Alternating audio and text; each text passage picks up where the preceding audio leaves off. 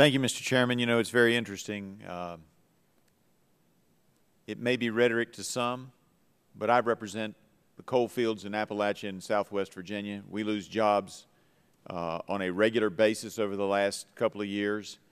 Another 135 this week. Jobs that pay between $75,000 and $100,000. They're good-paying jobs in a region that doesn't have other jobs, as Mr. Siegel pointed out. Appalachia has long suffered from not having good-paying jobs, and energy extraction is one of the ways that we can offset that. When you look at businesses closing and you realize that that these are real people and real families whose roots go back in the community for generations, it's just really hard to sit here and hear people say that there's just a lot of rhetoric out there. These are real people, people that I know, people that I care for, people that want to work and want to live in the communities in which their parents, their grandparents, their great-grandparents, and their great-grandparents have lived in. And everybody always wants to say, well, we can shift or we can alternate to something else. But, you know, my region also heard those same arguments on furniture manufacturing and textiles and tobacco.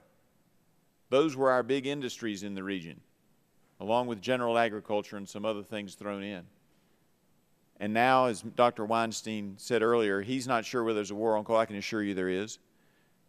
Living in the middle of the fields out there and seeing the people who are affected, there is a war on coal.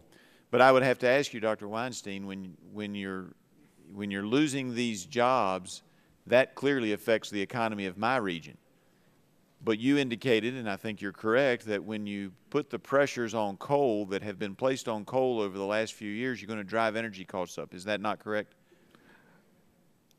I would say that, you know, other things being equal, if coal is going to contribute less to the power grid and other forms of energy are more expensive, then obviously that's going to be passed on to businesses and consumers.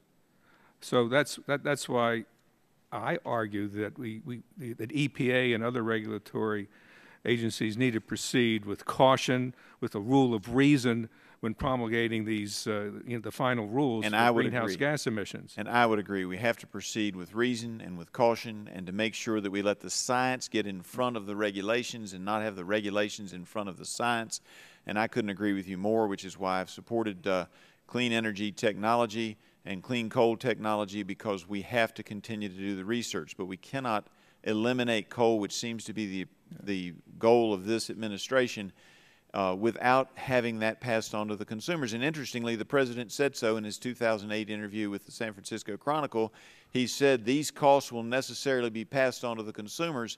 What people often forget is they are the consumers. And when those consumers happen to be large manufacturing facilities and their facilities start to age, wouldn't you agree that some people, depending on the product being manufactured, would have to look at areas of the world where they can compete better because we've driven our energy costs up? Wouldn't you agree with that, Dr. Weinstein? No, that's absolutely true. And one of the reasons we are seeing a revival in this nation's manufacturing base is because our power costs, our energy costs, in general, are lower than in most other countries.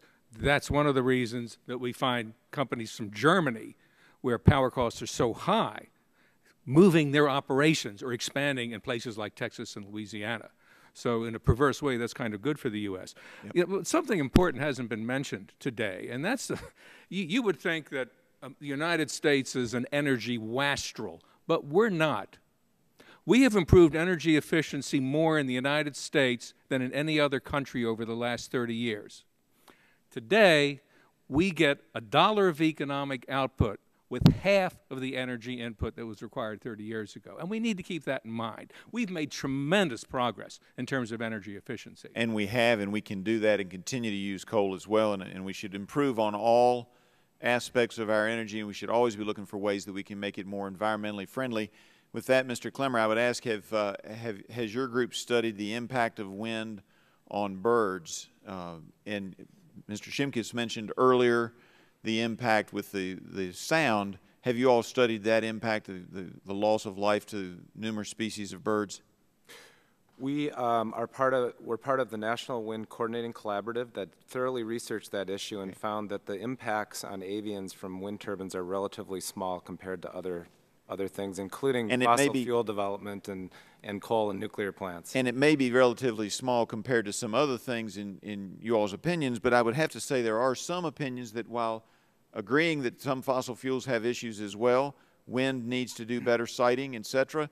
And I would ask that we include into the record, Mr. Chairman, if we could, the spring edition of the Magazine of American Bird Conservancy. Yes, I know it probably shocks my colleagues. I read this on a regular basis, in which it includes an article on the top 5 myths about wind, power, and birds.